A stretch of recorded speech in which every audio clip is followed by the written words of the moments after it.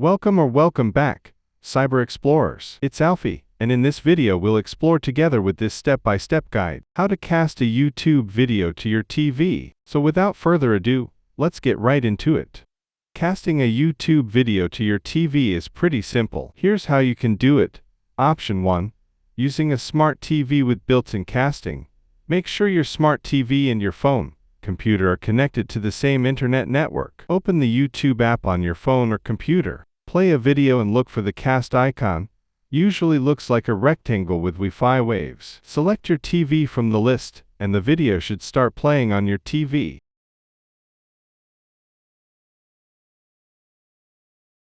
Option 2.